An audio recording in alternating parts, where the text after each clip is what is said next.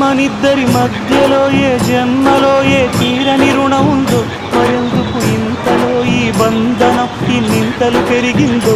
అమాయకమైన నీ చిన్నారి నవ్వును ఏ తల్లి కందో, ఇటే నీ దారి ఉందని నిన్ను యేసుడి గాలి పంపిందో.